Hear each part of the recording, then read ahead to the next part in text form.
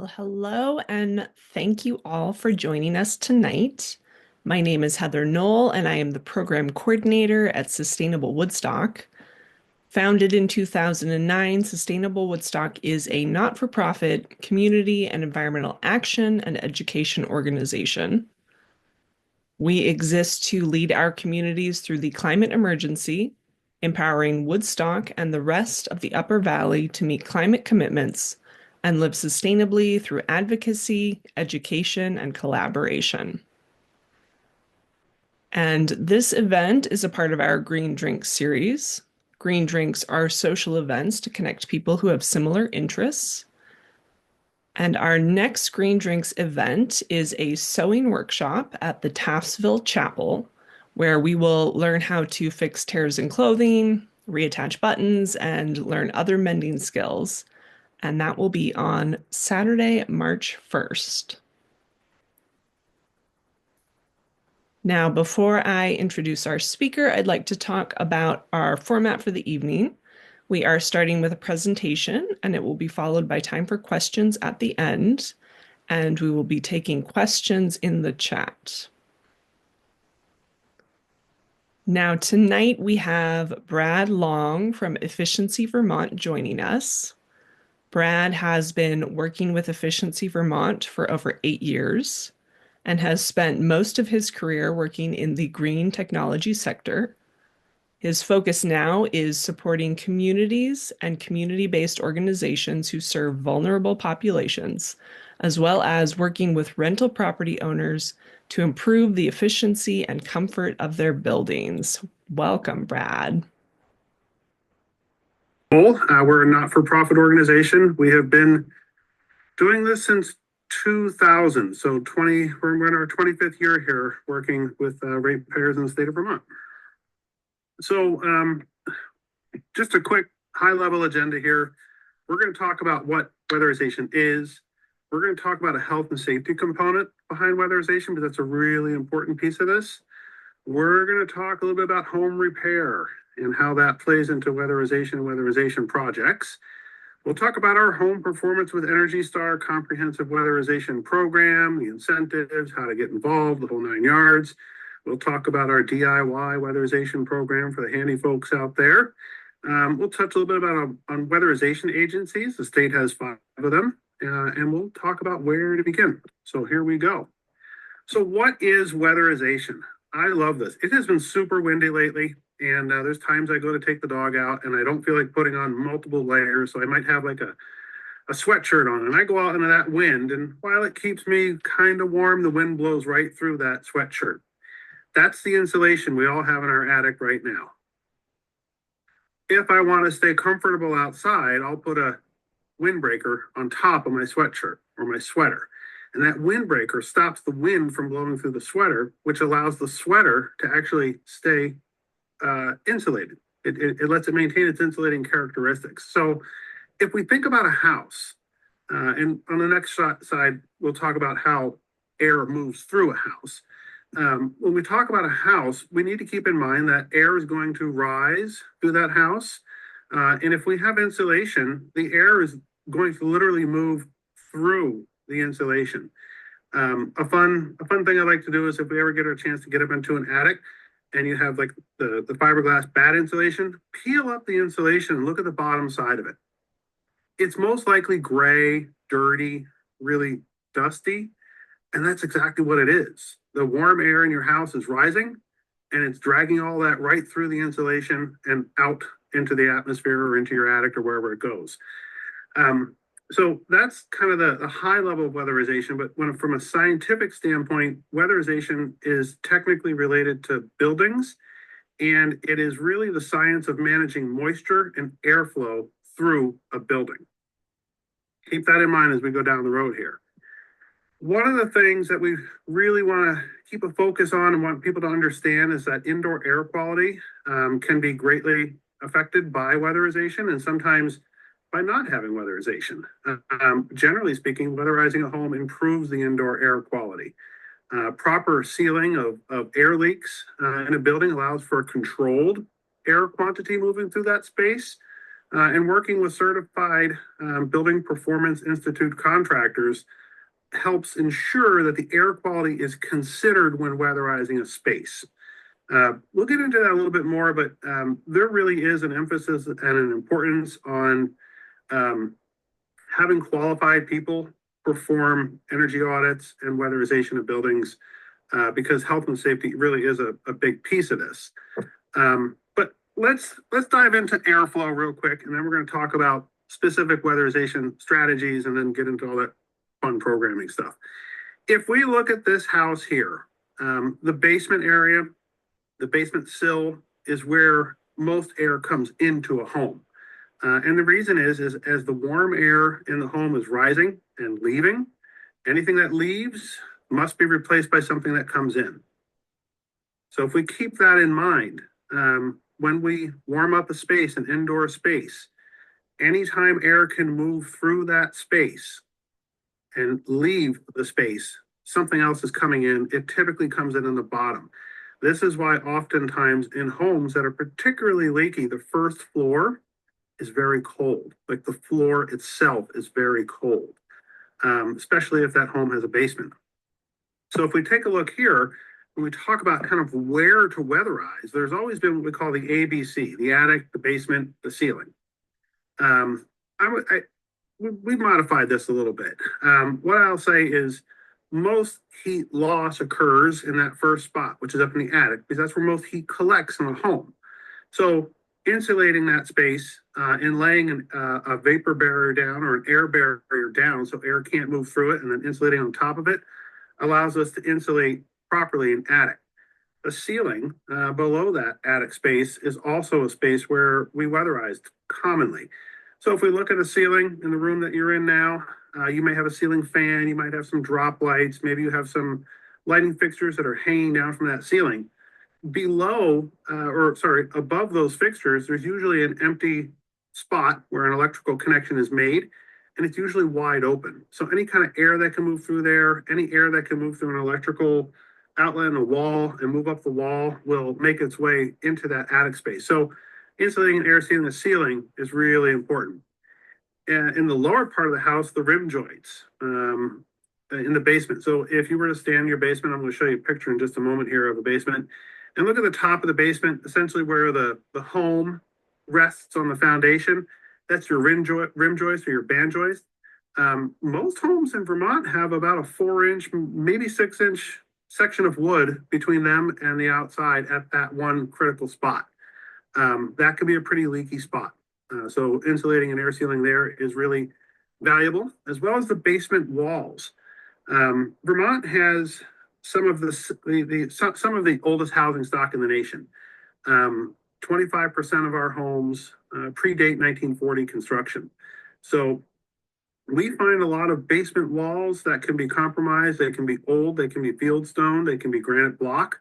And all of those types of basement walls can be a little bit leaky, both in terms of airflow, which most people don't equate to a basement wall, but also moisture. And if the holes are big enough, we start seeing rodents and bugs and snakes and all that kind of stuff making their way into the basement. And finally, the foundation. An earthen floor foundation, or AKA a dirt floor in a home, as an example, it's not so much the air that's moving up through there, but it's the moisture. An incredible amount of moisture will make its way into a home. So oftentimes when we talk about weatherizing homes, we need to, I mentioned this earlier, it's really the science of managing moisture and airflow. And when we talk about the foundation, when we talk about the basement walls, the rim joists, the ceiling, and the attic, these are the key areas that we're gonna spend a lot of time on when it comes to actually weatherizing a space or a building. So here is a crawl space, basement here on the left. If we take a look at this picture, you'll see a dirt floor. You'll see a fieldstone foundation that's held together with a mortar. And if you look at the very top of it, you'll see some pink fiberglass bat insulation that's been jammed into that space between the bottom of the floor joist and the top of the foundation wall. If you look really closely, you'll see it's dirty. That's air. That's air coming in. That insulation is doing nothing but just kind of holding space. Honestly, it's not helping from an insulating or air sealing standpoint. It's really doing nothing. So this foundation wall, there's dirt on the other side of it. Those are rocks with some mortar in between them. So moisture is coming in through them. Air can come in through them and certainly through that dirt floor. And if we look on the right, we've got a cat standing in a basement. No, so we do have a cat. But if we take a look, this is a foundation that has been spray foamed right up. Basically, the cat is standing on the top of the stone or concrete portion, and then there is another portion that was brick in this particular building, and then you have the floor joist resting on top of it. So this has been spray foam with a closed cell spray foam, and if you look at the very bottom of the image, what you'll see is a barrier on the floor. So if you direct your attention back over to the left-hand picture, what we would do in a situation like this is we would cover that floor with a barrier, a vapor barrier, and we'd wrap it up the side of the wall, maybe a foot and a half. Then you'd spray foam on top of that, and that begins the sealing process. So the floor at that point in time is no longer making any atmospheric contact with everything above it. It is sealed off. So the moisture and air that could once move through the floor has been sealed. The vapor barrier is wrapped up the wall. That's sealed in with the spray foam, and then that spray foam goes all the way to the top of that foundation wall. And that becomes something that rodents usually can't make their way through. Moisture has a hard time moving through, particularly if it's up to 6 inches thick, and air doesn't move through it at all. That is how you weatherize a basement properly so that airflow and moisture stop entering the home. Here's an example of an attic hatch. In that left-hand side, we'll see a typical attic hatch. This is a great illustration because the attic hatch I used to call the free air highway. Most other places in the ceiling are, pretty well closed up, but the attic hatch is oftentimes a piece of 1/4-inch plywood. It's usually not substantial. It's usually not sealed. So if you look at the first image there on the left, you'll see there's a little ledge for the hatch. In the center image, you can see that there's a plywood or an insulation block built around that opening. And then you'll see 2 layers of rigid foam in the third image that are attached to the hatch cover. And the hatch cover has drywall on the bottom of it. And then there's a continuous weather strip ledge so that when that hatch cover rests in there, there's insulation, there's something to stop the airflow from moving through, and the drywall on it is for fire protection. It's a fire barrier protection piece. So this is a way that we typically will see somebody weatherize an attic hatch, and for all intent and purposes, there's variations of this for any kind of penetration through and up into an attic. An example of air sealing. So this is the windbreaker that I talked about earlier. Image number 1 there, we're peeling back a little bit of insulation, and what we're looking at is there's a wall that's meeting the bottom or the underside of an attic, let's say. And typically there's some drywall there, but where the wall meets the framing of the attic, there's typically a gap there. And we fill it in with a continuous bead of sealant. We seal any penetrations where wires might be coming through, and that stops the air from moving through the insulation. Once that process is done, we can then begin blowing in the cellulose or fiberglass bad insulation, whatever method your contractor recommends. And that is the concept of air sealing and insulating of an attic, and previous to this, the basement. And these are high level. This is kind of a generalization of the process, but it should give folks here an idea of what this actually looks like when we start doing this in a home. So I mentioned health and safety. This is a concrete block wall foundation, and we can see moisture there. If we don't deal with, let's just say, moisture in a basement, and we insulate and air seal in the floors above it, the moisture that used to evaporate through the house will now stay in the house, and that becomes a health and safety issue inside the house. So oftentimes when we're talking about weatherizing a building, managing moisture, sometimes we find asbestos insulation that has to be removed in hot water piping. Oftentimes we'll find vermiculite insulation in an attic. We might find structural damage that's allowing for rodent infiltration or moisture or air coming through. Older homes sometimes may have knob and tube wiring. Some of it's still live. That's not great. The rodent infestation, we certainly want to make sure there's no rodents living in the house before we weatherize it. Any structural failures, lead paint, anything like that, we really want to try to make sure these things are taken care of first, because once we make this house tighter, we're living with this stuff now a little bit more intimately, but that's nothing we want to get involved in. So to that extent, one of the things Efficiency Vermont launched back in October, which seems like a world ago, is our new home repair program. And this really should be labeled home repair with weatherization. The next slide I'm going to show you talks to our weatherization program. So one of the things that we've learned in 25 years of working in Vermont households and buildings is that oftentimes people run into obstacles that prevent them from weatherizing a space.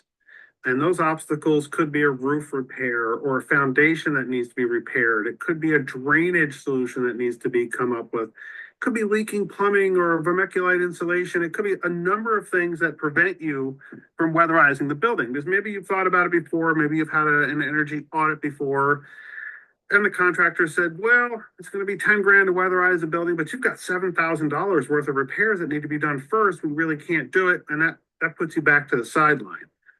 This program here will allow for up to $15,000 per household to be used to effect a repair in coordination with a home performance with Energy Star comprehensive weatherization project. Wow, that's a lot of words. Okay. Happy to answer questions about this later, but we're going to jump right into the comprehensive weatherization project here. So Efficiency Vermont offers a comprehensive weatherization program called Home Performance with Energy Star. We issue this program through qualified contractors in the Efficiency Excellence Network. These contractors are BPI certified, which means Building Performance Institute certified, which means that they have a bit more of a science background to them. And they're studying, again, the airflow and the moisture management of a building in relationship to how much they can insulate and air seal that space. So for higher income earners in the state of Vermont, folks can receive up to 75% of a project cost back up to $4,000. If you qualify as moderate income in the state of Vermont and you own a home, a resident can receive 75% of a project cost up to $9,500 back. If you qualify as a low income resident in the state of Vermont, you can receive up to 90% of a project cost back up to $9,500. The income levels are based on housing and urban development income charts. And on our website, if you went to efficiencyvermont.com/HP, that would bring you to the home performance page where you could learn a little bit more about the program. And embedded in that page are the income charts that you can use to determine where you might land on this scale. But wait, there's more. So if you wanted to do some things yourself, we have a very limited do-it-yourself rebate. It's if you complete one project that is relating to air sealing or insulating of your home, you can receive $100 back. Pretty basic, but it's a great way to maybe chip away at something that's been bothering you, or maybe you had some previous work done that wasn't quite finished. Maybe you've been utilizing the window dressers, which you can, if you're purchasing a window insert, you can use it for something like that. Maybe you've just put a new water heater in and you have to insulate the pipes. Either way, this is available to you every year. And for folks out there that have a home but are considered low income, the state has the weatherization assistance programs. In the region of the state that we're talking about this afternoon evening is Sevka. Well, I went through the whole day there. There are free weatherization services that are available. So what this means is that state agencies have dollars and work crews available to help low-income Vermonters weatherize their homes at no cost. This is a great place to start. If all this seems just totally unaffordable, this might be a way that you can weatherize that home and start realizing the benefits of a weatherized home. And the reason that we offer very little financial assistance to DIY versus comprehensive weatherization is really due to the health and safety concerns. Weatherizing a window or an exterior door, insulating hot water pipes, I think those are great DIY projects. I think when it comes to comprehensive air sealing in an attic or a basement or throughout the house, um, getting up into those dangerous places and dealing with potentially hazardous materials, disposal of some of those materials, and making sure that the home is being weatherized in a safe and efficient manner.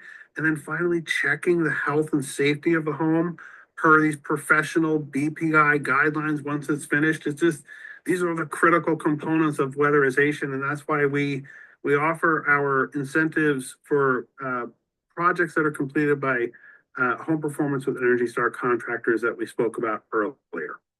It just breaks that down a little bit. One thing I'll say is a lot of folks ask me, I do a lot of public events, and they'll say, hey, Brad, we just need to cut back on our heating expense. The house is, it's cold, and, we're thinking about getting about 3 heat pumps into the house. What do you think of that? I think that we should really talk about weatherizing the space first. Mechanical equipment wears out. Mechanical equipment requires maintenance. Mechanical equipment is subject to many things that can impact its longevity and its performance.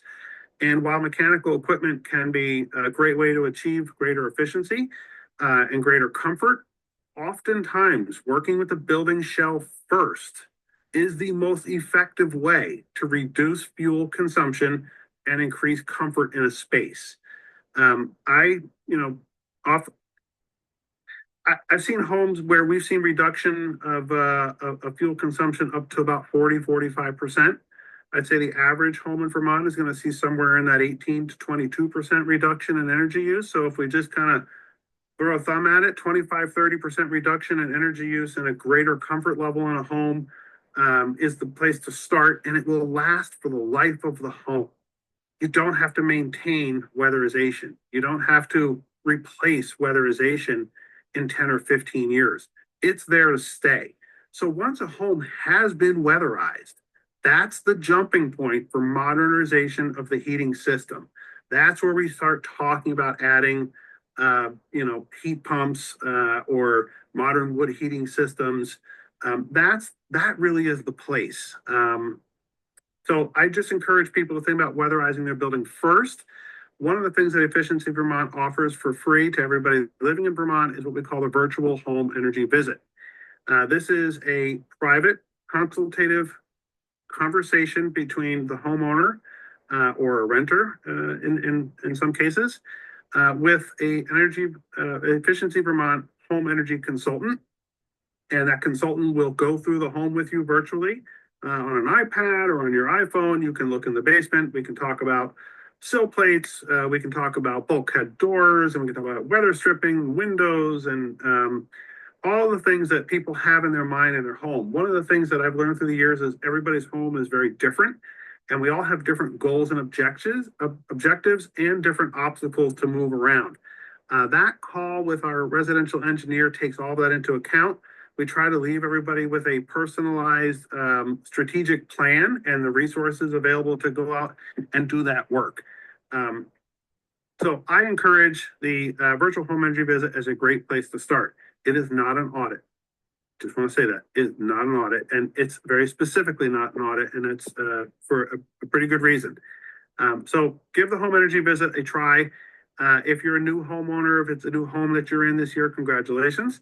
And this is a great place to start to learn about your home. If you've been there for a while, you're wondering what to do, you don't know what step to take, you don't know where to begin, this is where we begin. And I just want to point out in this picture, if you look at the top of that door and you look above it and you see that insulation, some of it's dark gray. That's air moving through the insulation. No air sealing. Okay. If you are a renter, we work with rental property owners to take advantage of weatherization. There is the income eligible weatherization assistance program that the state offers. There is a comprehensive weatherization with home performance with Energy Star, and there's a little bit of the DIY weatherization. The point I want to make is that if you are a rental property owner or if you are renting, we can help. If you're a renter, we do offer some free products. We can do a home energy visit with you to talk to you about the things in your apartment that might be creating a little bit more energy use or higher bills. And if you're a property owner, myself and another colleague, we work with property owners throughout the state. I'm the beast in the east, he's the best in the west, and we split the state up and we work with property owners to try to weatherize the buildings. So give us a call, we can work with you and help things out. So in terms of getting these projects done, the incentives are great. There's some big money available out there right now, but sometimes there has to be a bridge from a loan standpoint. Depending upon your income and depending upon the term of the loan, you can see the chart here. We're showing that for eligible products, including like weatherization or heat pumps and heat pump water heaters or wood heating systems, homeowners can finance up to $20,000 through this home energy loan and finance their project. That might be an option, helps you get from one side of this to the other. And there's also the Weatherization Repayment Assistance Program, or WRAP. This is kind of interesting. So this is a repayment through your electric utility. So if you have 12 months of good solid payment history with your electric utility, with no upfront cost, you can basically repay the term of your project for up to 15 years on your electric bill. The projects are designed to be cash flow positive on an annual basis, and the project must be initiated with one of our participating contractors. It's just another option for people to find a way to weatherize their building without putting any money up front. And what can you do next? You can reach out to us, 888-921-5990. We're there Monday to Friday. Leave a message if you're most available after hours, and we'll try to make an arrangement to call you after hours. You can schedule that free virtual home energy visit. You can use the Find a Pro page to connect with one of the local contractors. And if you think you might be income eligible, you can call your local community action agency, which in your neighborhood there is SEVCA. And other energy resources. Kind of like to add this one in sometimes because people inevitably ask me, hey, we're thinking about doing solar. We can't help with solar, but Renewable Energy Vermont can. That's an information and business directory for renewable energy businesses, including solar, wind, and battery storage. Drive Electric Vermont, information and resources on electric vehicles and charging stations, and then Go Vermont for commuting. And that is all I've got. I'll leave my email up there for a minute, and then I will stop sharing the screen when Heather gives me a thumbs up, and we'll take questions. Okay, very good. All right. Thank you so much, Brad. Sure. So everyone, in case you missed this in the beginning, we are going to be taking questions through the chat. So you can enter your questions into the chat on the side of the screen. And if you don't see that window, go to the bottom of your Zoom screen, click the chat button, and it should open a window for the chat. And if that doesn't work, feel free to, wave at me and I'll try and get over to you. All right, let's see here. Thanks so much, Brad. That was great and a fun overview. Yeah, my pleasure. Okay, so we have our first question is from Teresa. And Teresa asks, how effective are the attic hatch kits that you can install? Teresa, I think that's a good question because back to that attic hatch being the free air highway. I'm not particularly familiar with these kits. Happy to take a look at one, but generally speaking, any time that you can create an insulating layer and an air sealing layer for that attic hatch, it's going to be pretty effective. We have a section on our website, maybe a PDF that we can send around that shows folks how to do that.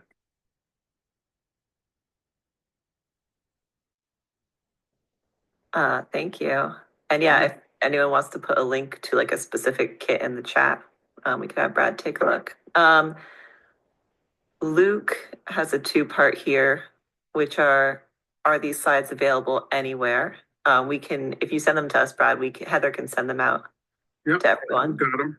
Yep. And then I'm closing on an old circa 1800 house in early April. Is that too late to do an energy audit?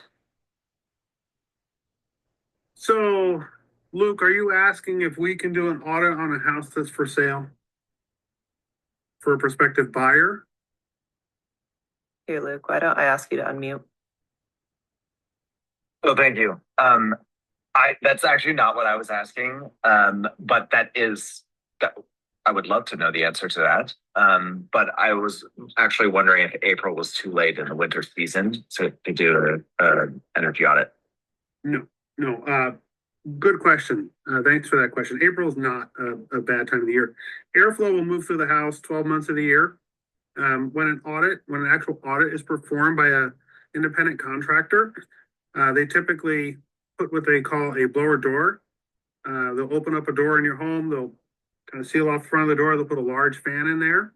Excuse me, close everything else in the home and turn that fan on and draw airflow through the home. And they'll be measuring the resistance on that fan. And that's how they determine how much airflow is actually moving through the space. So it doesn't have to be cold outside to do that. The only time large temperature differences make a difference is when somebody's using like an infrared camera and they're taking a look at up in eaves and things like that, and they're trying to find hot spots. Call them hot spots, but it's usually the cold that we're looking at. And a greater temperature differentiation from inside outside will show up a little differently. April, Vermont, plenty cold. I don't think you'll have any trouble with that. And good luck on the purchase of the home. That sounds exciting.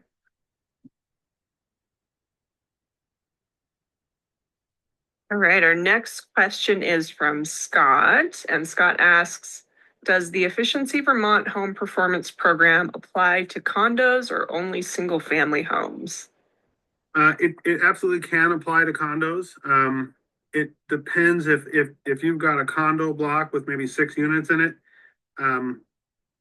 If you're talking about just your individual condo or the whole block, they might be handled a little differently, but we do have programming available to help folks weatherize their condos. Sometimes they're considered what they call ground to sky, or sometimes they're considered stacked units. So it really just depends on whether or not the condo has its own attic and its own basement, or if those spaces are shared with the rest of the units. But we can work with you to try to sort that out. It can be a little bit complex, but we can try to help navigate that for you. Thank you. Got a question here from Missy. I had a home energy audit last fall with EEN contractor and have the report. Do I proceed with you or with that contractor? Great question, Missy. So if you've got a report from an EEN contractor, you would proceed with that contractor. So Efficiency Vermont doesn't do any of this work in the field. We administer the programming. So ultimately, that EEN contractor, what they could do for you is create a scope of work. You could agree to that scope of work, and if the contractor is willing to do the work, you can hire them to do the work, or you can hire somebody else to do the work.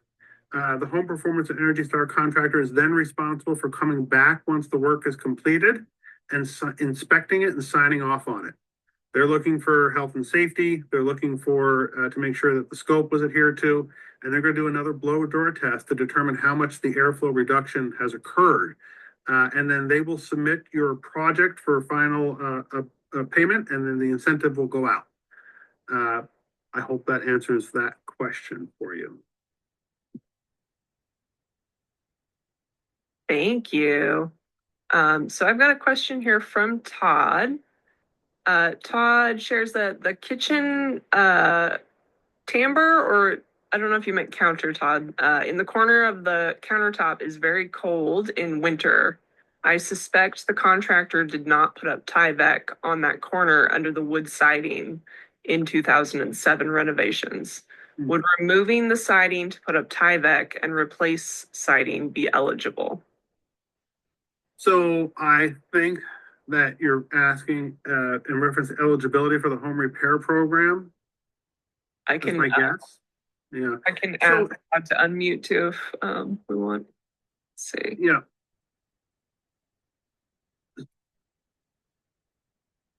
Well, I'm gonna run with this. So Todd, if the Home Performance and Energy Star contractor identifies a repair that needs to be completed to effectively weatherize the space, then that is a possible eligible project for our home repair program. Essentially, the scope of work for the home weatherization, including the mention of the home repair requirement, would be sent into Efficiency Vermont. We'd approve it, send it back. You could have the repair done and the weatherization, and we'll send incentive monies against it.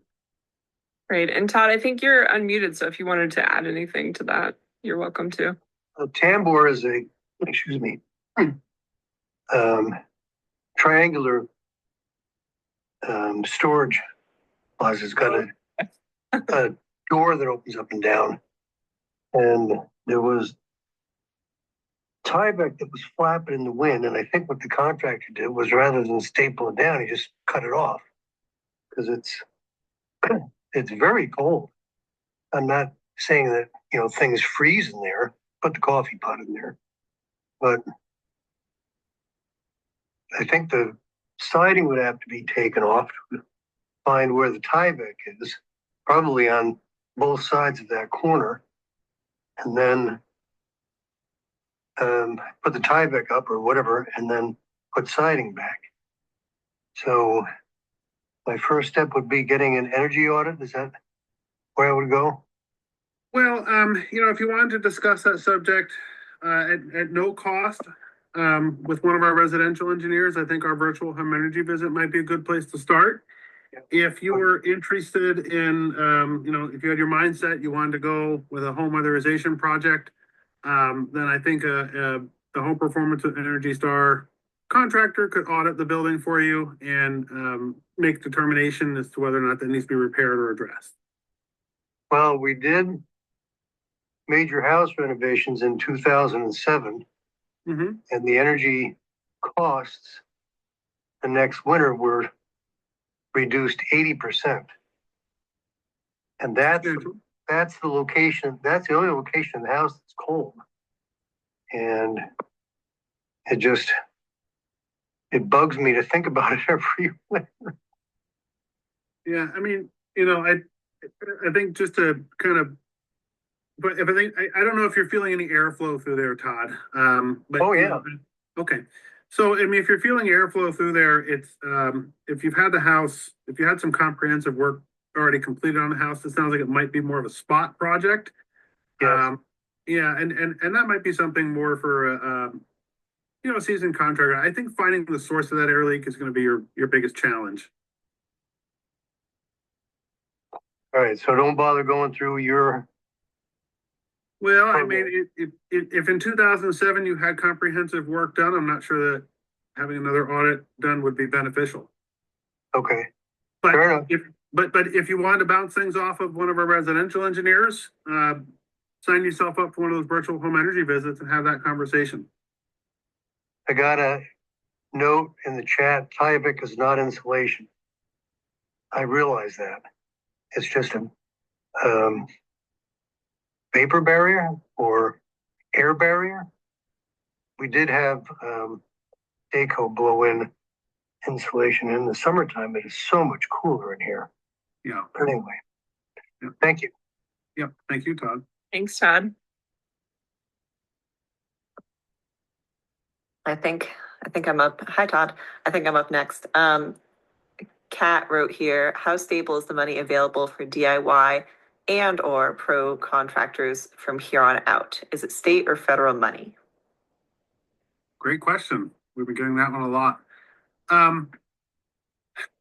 Most of our funding is state funding, and right now, like the dollars that we have for weatherization projects are accounted for through 2025.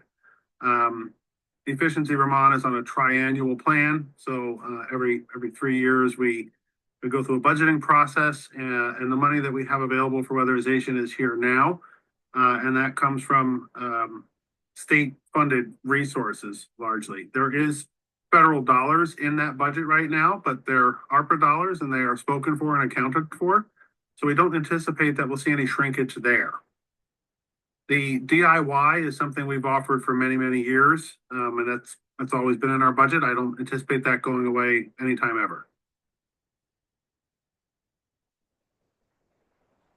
Great, thank you.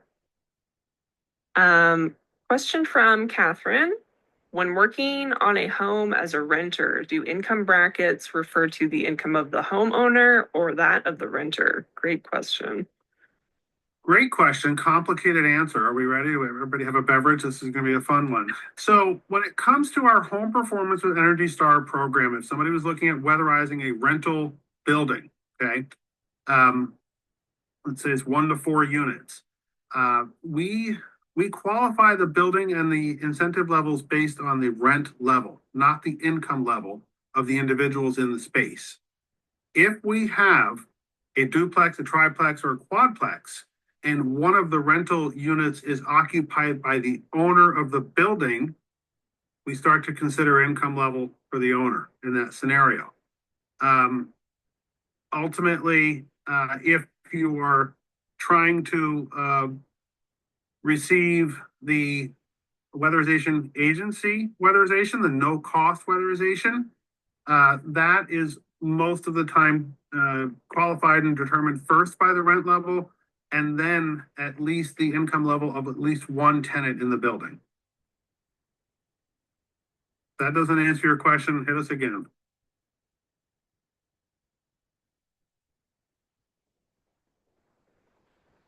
All right. From Dan here, how does EVT decide on the level of rebates? Ductless heat pumps now have very low rebates, though the cost is very high. Not enough contractors / competition. Well, I received $5K for my heat pump hot water heater. That's a good question, Dan. Sometimes it depends on the funding sources and the goals behind those funding sources. So, as an example, the weatherization dollars that we have right now are very robust. And I mentioned this a minute ago. A lot of those weatherization dollars are funded by ARPA funding. So that money, the state asked Efficiency Vermont to help people living in Vermont weatherize their homes. That was the specific ask that we had presented to us. So that's why that money exists like that for weatherization, let's say. When you start talking about like a ductless heat pump, this is a different budget. Okay, we have the energy efficiency charge that appears on everybody's electric utility bill in the state. That's where the majority of our funding comes from. And that budget is therefore being used for everything that we offer an incentive on for electric reduction. Okay, so totally different funding source than the ARPA funding for weatherization right now. So the funding sources are different, and the heat pump incentives. Certainly, if you're looking at a mini split, and that's a $350 to $450 incentive against maybe a $5,000 installed cost, that's not going to seem very robust. I would certainly tend to agree with you. The heat pump water heater funding that you received, the 5K for the heat pump water heater, again, that's in the ARPA bucket. So those incentives were a little bit more robust. But think about it this way: most of Efficiency Vermont's funding and effort and focus throughout the 25 years we've been here have been on helping Vermonters reduce their electric consumption, and Vermonters have responded really well. The thermal side, the heating, the insulation, the air sealing, different bucket. So you might see fluctuations and changes of those two buckets as we go down the road. One of the rules of thumb I always encourage people to do before you make an investment in your home is call us first and have a discussion with us about the project you're thinking about doing and the incentives you expect to receive.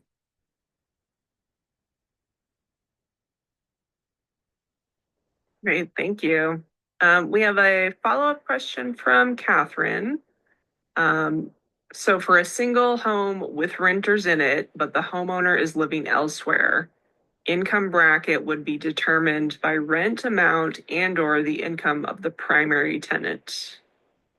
Good clarification, Catherine. Thanks for following up.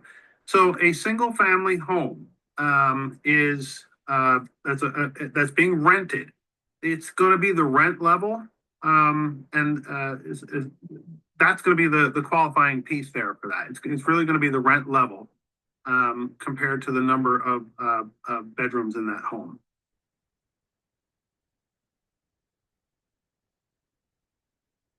Thanks, Brad. And I just put in the chat the SEVCA link to their page for weatherization for landlords. It might be Okay. helpful to someone, and it's got the income qualifications for everyone, so Yeah. Great. good to look at. Well, this is good questions tonight, everybody. Everybody's still awake. We're doing great. Yeah, do we have any other questions here? I don't think so. If anyone has any more questions, feel free to put those in the chat. I'll also be sending out a follow-up email with Brad's slides, so you'll have all of the details from those slides in that email, as well as a recording of this talk tonight. We have a nice compliment from Dan. Efficiency Vermont has been very effective. And one more question. How many heat pumps have been installed in the last 5+ years? All of them. I'm not really sure. I saw a figure the other day, Dan, that showed that there were some 66,000 of the mini splits that have been installed in Vermont. And I don't know how many years that is. I think we've had 30 something of the geothermal heat pump installations. There's also the air to water heat pumps, and there's also the air to air through a distribution network, kind of a centralized heat pump system. So they all add up to somewhere in the neighborhood of about 71, 72,000 different heat pump installations in the state so far. Yeah. Wow, that's great. Yeah.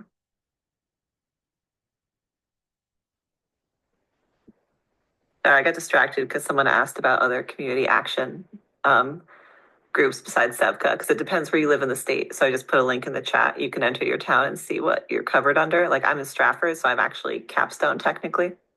Okay. And that's what Teresa said. So SEVCA is for us here in the Upper Valley.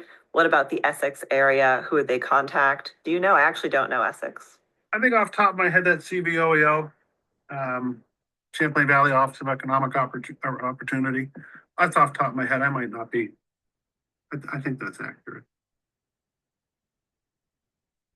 We've got a question from Helen. How many qualified contractors are available? I don't know. So if you were to go to our Home Performance with Energy Star page, and you there's a find a contractor link there, and you can find the contractors in your area that are willing to service your area. It's different throughout the state. Certainly, I can tell you in some parts of the state we have greater contractor concentrations, and that tends to follow populations. So in areas where there's greater population density, we tend to see more contractors. In areas where there's lighter population density, we tend to see less. It's I think a challenge the state has been working on for many years. We at Efficiency Vermont have just hired a workforce development manager to work with stakeholders in the state to help build a better workforce, a more qualified workforce, and a more robust workforce.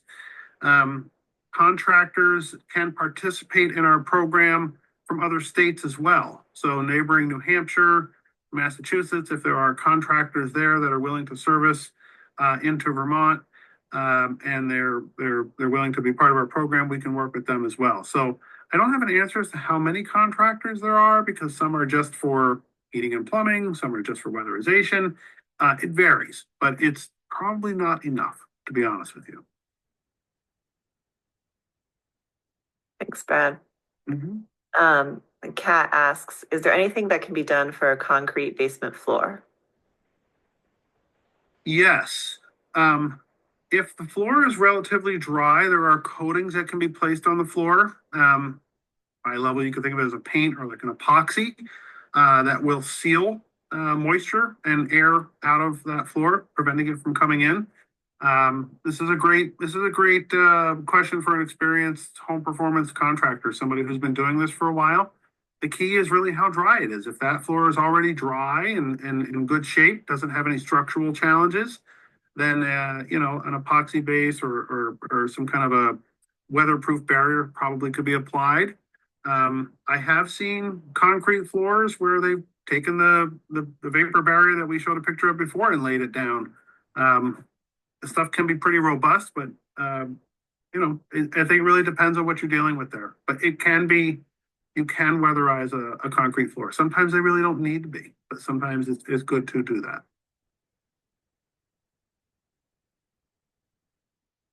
Okay, thank you. I think that was our last question. If anyone has any last question they want to squeeze in, now's the time.